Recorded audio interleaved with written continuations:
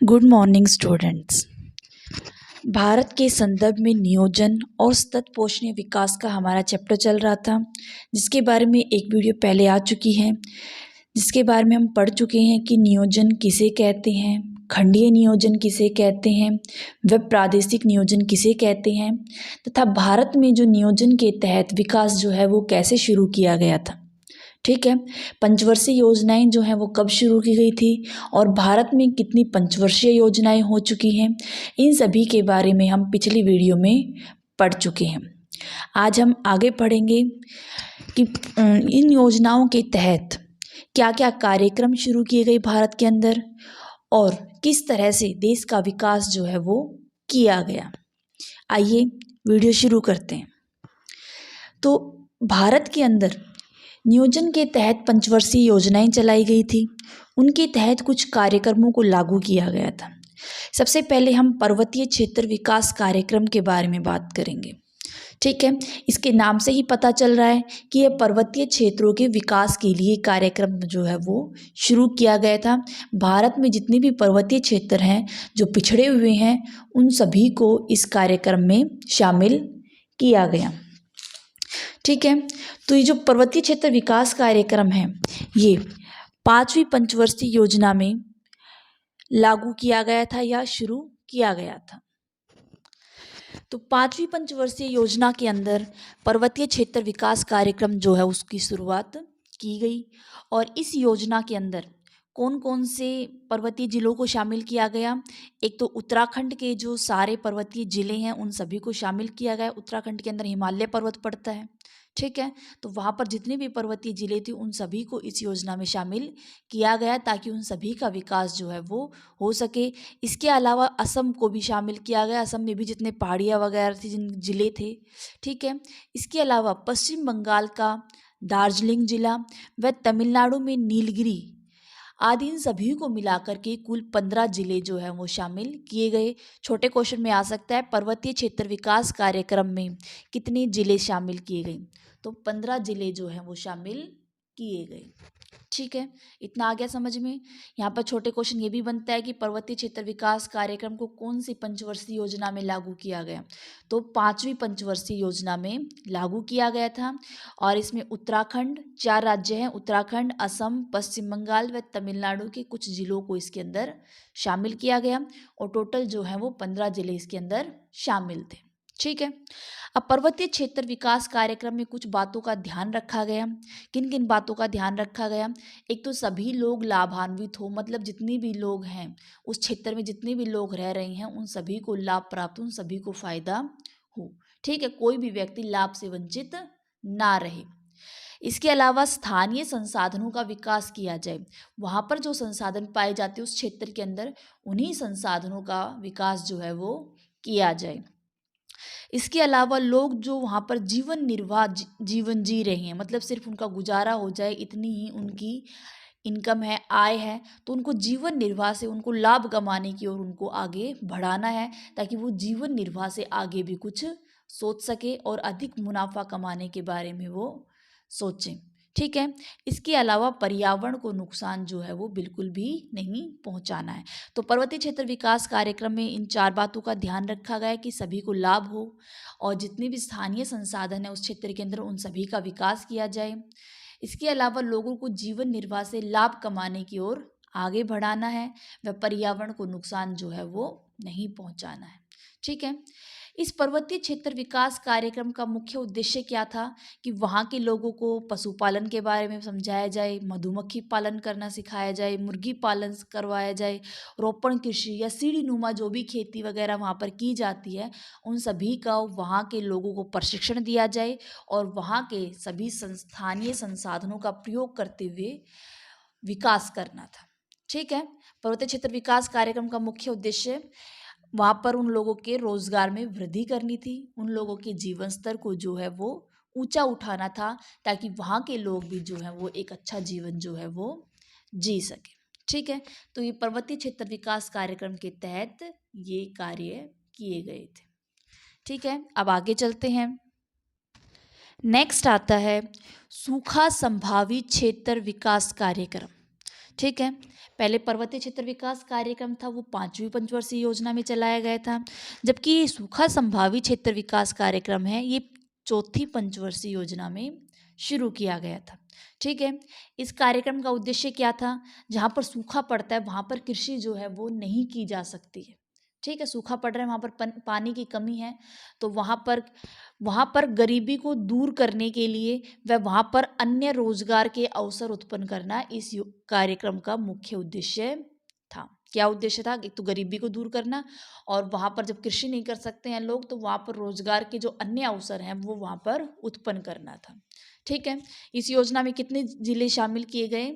67 जिलों को शामिल किया गया, जबकि पर्वतीय क्षेत्र विकास कार्यक्रम में 15 जिलों को शामिल किया गया था। ठीक है। इस कार्यक्रम के तहत क्या क्या कार्य किए गए? वहाँ पर कुएं खोदे गए ताकि वहाँ पर लोग जो है कुओं के द्वारा सिंचाई करके खेती जो है वो कर सके। इसके अलावा जो वहाँ पर वो नहर जो कच्ची थी उनको पक्का करवाया गया। ठीक है, नहरों को पक्का करवा दिया गया। ठीक है, ताकि वहाँ पर पानी बचाया जा सके। इसके अलावा पशु चिकित्सालय का निर्माण, जो लोग वहाँ पर पशुपालन करते हैं उनके लिए वहाँ पर पशु चिकित्सालय का निर्माण करवाया गया, ताकि पशु जब बीमार हो तो वहाँ पर उनका इलाज जो है वो ठीक ढंग से हो सके। इसके अलावा सिंचाई परियोजना शुरू की गई, वहाँ पर सिंचाई करने के अन्य साधन जो हैं वो उपलब्ध करवाए गए। भूमि विकास कार्यक्रम शुरू किया गया, भूमि जो है मिट्टी जो है वो खराब ना हो उसके लिए भी वहाँ पर कुछ कार्यक्रम शुरू किए गए। इसके अलावा अधिक से अधिक वृक्ष लगाने पर जोर दिया गया। ठीक है, वृक्ष जो हैं अधिक से अधिक लगाए जाने चाहिए, क्योंकि कहते हैं कि वृक्ष जो हैं वो वर्षा लाने में सहायक होते हैं। तो अगर वृक्ष जो है वो ज़्यादा से ज़्यादा लगाए जाएंगे तो वहाँ पर वर्षा होने की संभावना बढ़ जाती है। इसके अलावा चरागाह क्षेत्र का विकास किया गया। चरागाह क्षेत्र मतलब वहाँ पर घास वगैरह भी लगाई गई। ठीक है, ताकि वहाँ पर जो है मिट्टी की ऊपरी परत जो है वो उड़ करके ना जाए, मतलब मृदा का अपरदन जो है वो ना हो। ठीक है, क्योंकि घास उगी रहेगी तो मिट्टी जो है वो उड़ नहीं पाएगी। इसके अलावा बिजली, सड़क, पानी व ऋण की सुविधाओं पर भी ध्यान दिया गया। वहाँ के लोगों को बिजली, सड़क, पानी व ऋण की सुविधाएं जो हैं वो भी उपलब्ध करवाई गई। इसके अलावा खेती के अलावा वहाँ पर अन्य रोजगार पैदा करने पर जोर दिया गया। अगर वहाँ पर खेती नहीं हो सकती है तो उसके अलावा वहाँ पर पशुपालन किया जाए, मुर्गी पालन किया जाए, या वहाँ पर अन्य जो भी रोजगार जो हैं वो पैदा करने पर वहाँ पर जोर दिया गया। ठीक है, जल प्रबंधन कार्यक्रम शुरू किया गया। वहाँ पर पहले ही जल की कमी है। ठीक है, तो वहाँ पर जल को बचाने के लिए कार्यक्रम शुरू किए गए। वहाँ पर वर्षा जल संग्रहण पर जोर दिया गया। ठीक है, ताकि वर्षा के जल को जो है इकट्ठा किया जा सके और बाद में उसका प्रयोग किया जा सके। इसके अलावा पर्यावरण संतुलन पर जोर दिया गया, मतलब पर्यावरण को जो है नुकसान बिल्कुल भी नहीं पहुंचाना है, वहाँ पर पारिस्थितिक संतुलन जो है वो बनाए रखना है। ठीक है, तो ये था सूखा संभावी क्षेत्र विकास कार्यक्रम। इसके तहत जो सूखे क्षेत्र है जहाँ पर वर्षा कम होती है, पानी की कमी है, वहाँ पर विकास जो है वो करने की कोशिश की गई थी। ठीक है, तो इस योजना के तहत ये सभी कार्य जो हैं वो वहाँ पर किए गए। ठीक है, नेक्स्ट आता है जनजातीय विकास कार्यक्रम।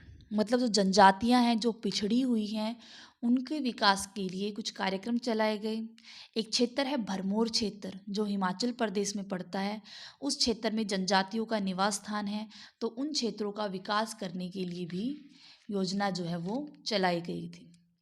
तो हिमाचल प्रदेश के एक ज़िला है चंबा ज़िला, वहाँ की भरमौर तहसील है। ठीक है, हिमाचल प्रदेश के चंबा ज़िला की भरमौर तहसील है। वहाँ पर गद्दी आदिवासी जो है वो रहते हैं। ठीक है, गद्दी जो है वो आदिवासियों का नाम है, उनकी जनजाति का नाम क्या है? गद्दी आदिवासी। ठीक है, ये गद्दी लोग ऋतु प्रवासी हैं। ऋतु प्रवासी क्या होता है? जो ऋतु के अकॉर्डिंग प्रवास करते हैं। जो हिमाचल प्रदेश है वहाँ पर पहाड़ी क्षेत्र है, और उन पहाड़ी क्षेत्रों में सर्दियों में वहाँ पर बर्फ़ पड़ती है, और सर्दियों में जब बर्फ़ पड़ती है तो ये लोग जो क्या है चरवाहे होते हैं, ये अपने पशुओं को लेकर के पहाड़ से नीचे की तरफ आ जाते हैं।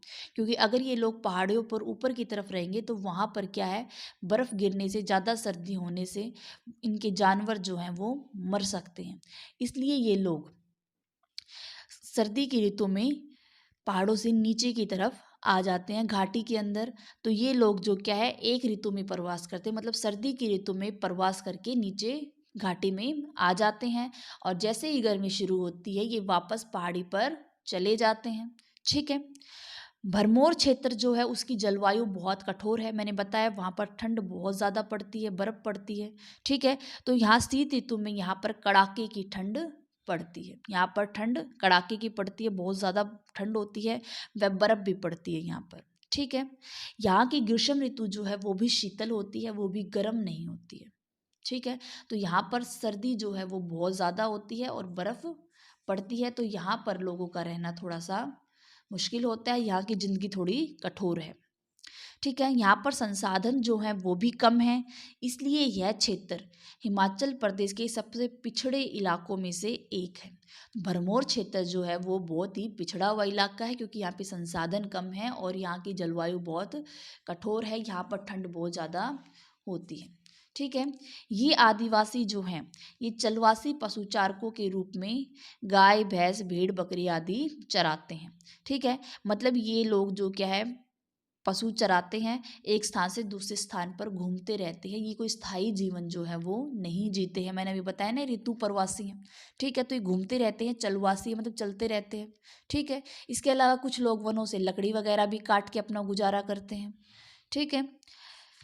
तो जनजातीय विकास कार्यक्रम जो है वो 5वीं पंचवर्षीय योजना में शुरू किया गया। पर्वतीय क्षेत्र और जनजातीय विकास कार्यक्रम दोनों ही 5वीं पंचवर्षीय योजना में शुरू किए गए थे। यहाँ पर शॉर्ट क्वेश्चन बनता है। ठीक है। इस योजना का उद्देश्य क्या था? गद्दी लोगों के जीवन स्तर को ऊंचा उठाना था। ठीक है। तो जो गद्दी लोग जो हैं उनका जीवन स्तर जो है वो बिल्कुल निम्न है और इस योजना का उद्देश्य था कि इन गद्दी लोगों के जीवन स्तर को ऊंचा उठाया जाए और यहाँ पर रोजगार के अन्य अवसर उत्पन्न किए जाएं। तो जनजातीय विकास कार्यक्रम के तहत यहाँ पर कुछ कार्य किए गए थे। क्या क्या कार्य किए गए थे? एक तो पशुपालन पर जोर दिया गया और कृषि का विकास किया गया, ताकि यहाँ के लोग जो हैं वो स्थायी जीवन जी सके, कृषि कर सके और पशुपालन कर सके। इसके अलावा यहाँ पर स्कूल बनाए गए, ताकि यहाँ पर जो बच्चे हैं वो स्कूल जा सके और शिक्षित होकर वो कुछ अन्य कार्य जो है वो कर सके।